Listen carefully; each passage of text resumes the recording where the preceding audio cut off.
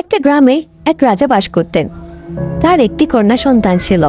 তাদের কন্যা সন্তানকে ভূমিষ্ঠ হওয়ার 1 বছর পরে রানীর মৃত্যু হয়।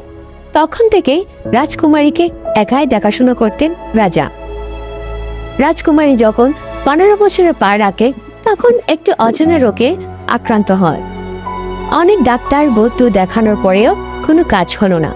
রাজা সবসময় দুশ্চিন্তায় ভুগতেন, কি করে তার মেয়েকে সুস্থ করবে। একদিন রাজপণ্ডিত মশাই একটি সমাধান বের করেন। মহারাজ, একটি উপায় খুঁজে বের করেছি, আমি আপনাকে বলছি। আপনি দেখেন, কোনোভাবে এটি যদি করা যায় তাহলে আমরা রাজকুমারীকে বাঁচাতে পারবো। এই রাজ্যের পরে 3টি সমুদ্র আছে। ওই 3টি সমুদ্র পার হয়ে একটি শাকচুন্নির মহল আছে। ওই মহলটির পেছনে একটি সোনার আপেল গাছ আছে। দেখতে সোনার মতো না হলেও ওটি সোনার আপেলই। ওটার অনেক ক্ষমতা। ওই আপেলটা যদি একবার রাজকুমারীর মাথায় ঠেকানো যায় তাহলে রাজকুমারীকে বাঁচানো যাবে। আর এটি করার জন্য একজন সাহসী মেয়ে অথবা ছেলে লাগবে, যে কেউ করতে পারবে না। অসাধারণ কাউকে লাগবে। আর আমার চোখে দেখা এই গ্রামে একটি মাত্র সাহসী ও অসাধারণ মেয়ে আছে। আপনি চাইলে তাকে ডাকতে পারেন। মেয়েটি যদিও ছোট, কিন্তু তার ক্ষমতা অনেক। আপেলটি বছরে একবারই ধরে। একটি গাছে একটি আপেল। গাছটি সারা বছরই মরা থাকে, কিন্তু আপেলটি তরতাজা থাকে। এখনই সেই সময়। আর কয়েকদিন পরে আপেলটি শুকিয়ে যাবে। যা করার মহারাজ এই কয়েকদিনের মধ্যেই করতে হবে। পণ্ডিত মশাই, আমার মেয়েকে যেভাবেই হোক বাঁচাতে হবে। সেনাপতি, তাড়াতাড়ি এখানে আসো। এই গ্রামে একটি ছোট ক্ষমতাবান মেয়ে আছে। ওই মেয়েটিকে এক্ষুনি চাই, তুমি গিয়ে নিয়ে আসো।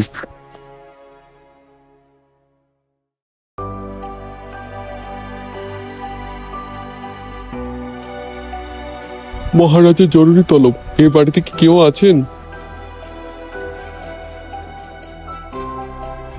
এই যে ছোট্ট মেয়ে, মহারাজের আদেশ, তোমাকে এক্ষুনি আমাদের রাজমহলে যেতে হবে। মহারাজ যখন আমাকে ডেকেছে, আমি কি না গিয়ে পারি? ঠিক আছে, চলুন। শেলি সেনাপতির সাথে রাজমহলে যায়। শেলি যখন রাজমহলে আসে, রাজা মশাই শেলিকে সব কথা খুলে বলে। শেলিরও খুব মায়া হয় রাজকুমারীর জন্য। মহারাজ, আপনি কোনো চিন্তা করবেন না। আমি আমার মৃত্যুর আগ পর্যন্ত চেষ্টা করে যাব রাজকুমারীকে বাঁচানোর। আপনি যা যা করতে বলবেন আমি তাই তাই করতে রাজি। শেলি রওনা দেওয়ার আগ মুহূর্তে রাজকুমারীকে এক পলক দেখে যায়।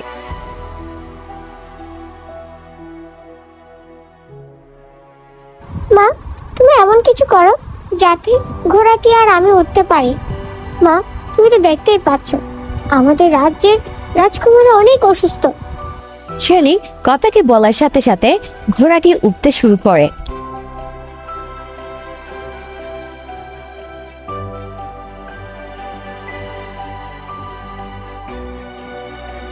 অবশেষে শেলি শাকচুন্নি মহলে এসে পৌঁছায়।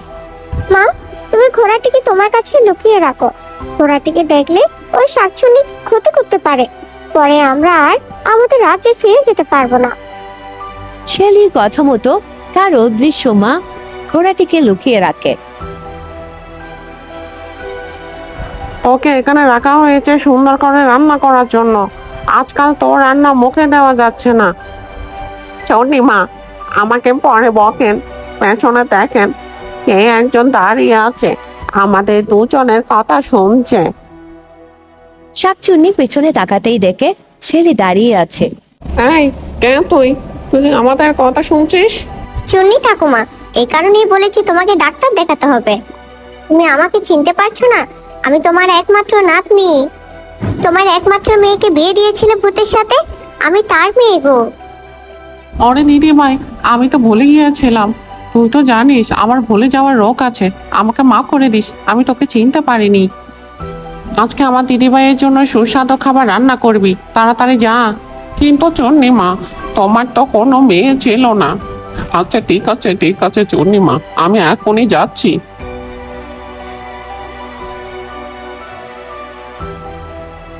আচ্ছা দিদি ভাই, তুই একটা কাজ কর তো দেখি, তুই যে আমার নাতি, একটা প্রমাণ দে তো, তাহলে ওই ভূতটারে ধরে আমি পিটাতে পারবো, ও যে তোকে সন্দেহ করলো।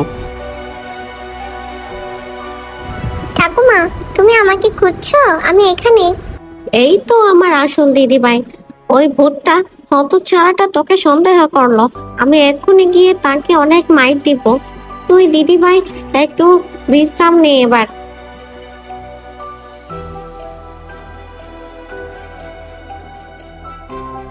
শাকচুন্নিটাকে বশ করতে পেরেছি, এবার আমি একটু বিশ্রাম নিয়ে নিই।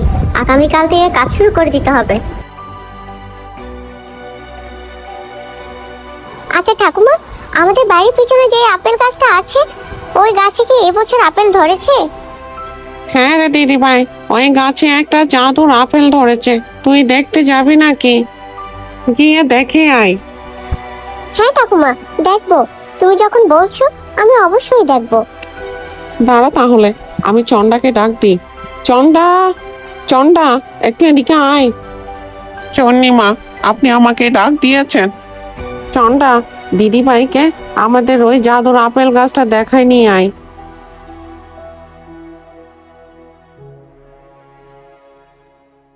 এখানে আস্তে আস্তে তো রাত হয়ে গেল, তুমি তাড়াতাড়ি দেখে নাও, আমরা বাড়ি ফিরবো। দাদা ভাই, আমার শরীরটা খুব খারাপ লাগছে, একটু ঘুমিয়ে নি, পরে আমরা বাড়িতে ফিরে যাব। আমারও খুব ঘুম পেয়েছে, আমিও একটু ঘুমিয়ে নি, তারপরে আমরা বাড়িতে ফিরবো। শিয়ালি বুদ্ধি করে ওই ভূতটাকে ঘুম পাড়িয়ে রাখে। যাক, ভূতটা ঘুমিয়ে পড়েছে। মা, তুমি এবার কিছু একটা করো তো, আপেলটা আমাকে নিয়ে দাও আর ঘোড়াটাকে পাঠিয়ে দাও। আমি এখনই রাজপ্রাসাদে ফিরে যাব মা। শিয়ালি আপেলটা নিয়ে আর দেরি না করে রাজপ্রাসাদের উদ্দেশ্যে রওনা হয়। মা, আমার খুব আনন্দ হচ্ছে, আর আমার এইটা ভেবে গর্ব হচ্ছে আমি তোমারই মেয়ে। আজকে এই আপেলটা নিয়ে আমি রাজকুমারীকে সুস্থ করে তুলবো মা। আমি জানতাম তুমি আমার মেয়েকে সুস্থ করে তুলবে। তোমাকে অনেক ধন্যবাদ। আমি তোমাকে একটা উপহার দিতে চাই। মহারাজ, আগে রাজকুমারীকে সুস্থ করে তুলি, তারপরে উপহার। আমি এত কষ্ট করে আপেলটা এনেছি। আপেলটা রাজকুমারের মাথায় ঠেকালে রাজকুমারী একদম সুস্থ হয়ে যায়। ও কথা বলতে শুরু করে। মারে, আজকে আমার আনন্দের দিন।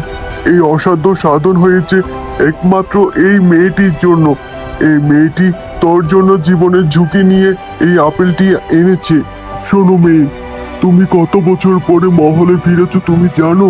5 বছর পরে। আমাদের এখানের সময়ের সাথে ওই শাকচুন্নির দেশের সময় অনেক পার্থক্য। তুমি এখন অনেক বড় হয়ে গেছো, তাই আমার একটা আদেশ আছে। আমার আদেশটি হলো তুমি আমার রাজকুমারকে বিয়ে করবে, আর আমার রাজকুমারও তোমাকে বিয়ে করার জন্য রাজি হয়েছে। মহারাজ, এটা হতে পারে না, আমি একজন সাধারণ গরিবের মেয়ে। সবার আগে তুমি একজন মানুষ, আর ভালো মানুষ। তুমি আমার জীবন রক্ষা করেছো, এটি তোমার উপহার, তুমি আর না করো না। এটি আমার সৌভাগ্য রাজকুমারী, আমি রাজি এ বিয়েতে। চন্নিমা, ওই মেয়েটি পালিয়েছে ওই আপেলটি নিয়ে। তুই কার কথা বলছিস? আর কোন মেয়ের কথা বলছিস? এখানে তো তুই আর আমি ছাড়া আর কেউ থাকে না। শাকচুনি ভুলে গিয়েছিল শিয়ালির কথা। তোমাদের দুজনকে খুব ভালোই মানিয়েছে, খুব মিষ্টি লাগছে। বাবা, আমি অনেক খুশি হয়েছি ওদের দুজনকে দেখে। রাজপ্রাসাদে আবারও সুখের সময় ফিরে আসে। সবাই অনেক সুখে শান্তিতে বাস করে।